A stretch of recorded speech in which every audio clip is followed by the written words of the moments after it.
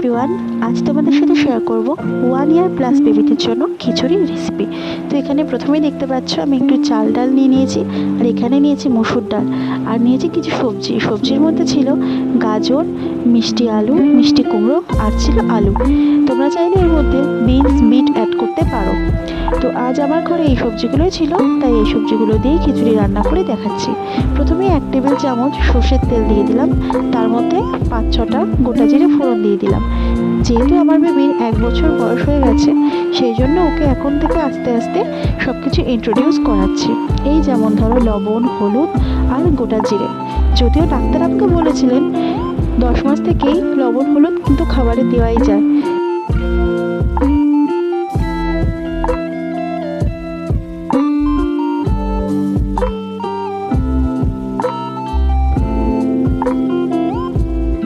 সবজিগুলো একটু হালকা আঁচে ভেজে নেব।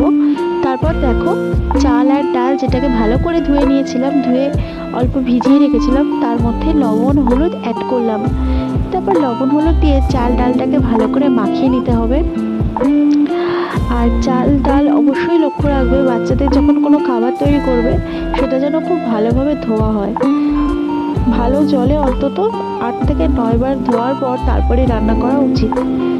এটা কিন্তু আমার ডাক্তার আমাকে বলে দিয়েছে যে বাচ্চার রান্না করার আগে ভালো করে হ্যান্ড ওয়াশ দিয়ে হাত ধুতে হবে, আর তার সাথে যে রান্নাটা হবে তার উপকরণগুলোও কিন্তু খুব ভালোভাবে পরিষ্কার জলে ধুয়ে নিতে হবে।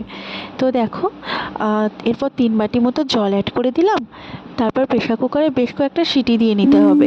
এই ধরো প্রায় 8 থেকে 9টা সিটি দিয়ে নিতে হবে, তাহলে রান্নাটা টেস্টিও হবে, আর তার সাথে একটু নরম হলে বেবিদের পক্ষে খেতে খুব সুবিধাও হবে। তো দেখো এখানে অনেকগুলো সিটি পড়ে গেছে।